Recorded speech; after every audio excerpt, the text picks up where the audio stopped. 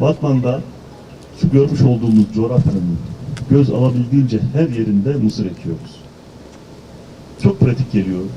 Ekimi kolay, hasadı kolay ve getirisi de nispeten yüksek bir ürün. Ve özelliği daha var. Ne kadar çok sularsanız da o kadar fazla ürün elde ediyorsunuz. Şöyle bir baktığınız zaman, yıllık olarak bu yıl diye baktığınız zaman göze çok tatlı geliyor, çok hoş geliyor, çok iyi geliyor.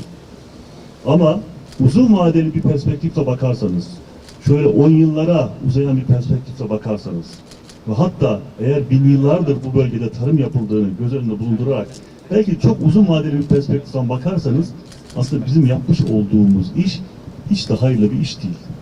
Çok tehlikeli bir iş yapıyoruz. Her sene mısır ekiyoruz. Her sene mısır ektiğimiz zaman olan şey nedir? Her sene mısır ektiğimiz zaman mısır topraktan aynı şeyleri alıyor.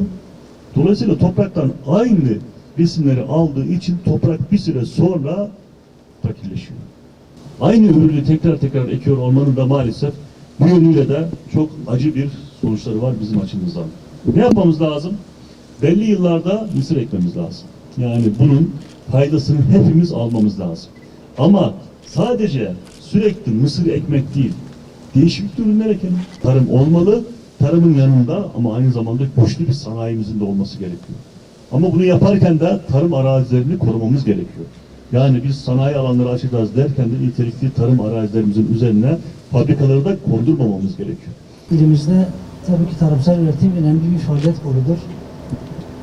Yaklaşık olarak 7800 civarında kayıtlı çiftçimiz tarımla uğraşmaktadır.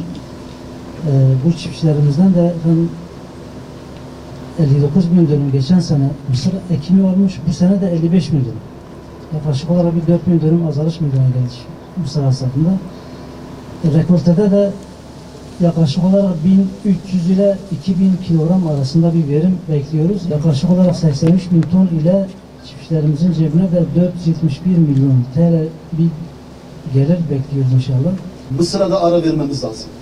Ne olur bir iki sene ara verelim. Emin olun böyle giderse bu toprakları kaybederiz. Giden topraklarımız kıymeti de bizim için altından da daha kıymetlidir. Yani yarın öbür gün bu topraklar giderse biz ekmek bulamayacağız. Buğday bulamayacağız. Onun için benim sevgili çiftçilerimizden ricam bir iki sene ara vermemiz lazım. Ben pamuğa yönelmenizi rica ediyorum. Yine sulu buğdaya da yönelmenizi rica ediyorum.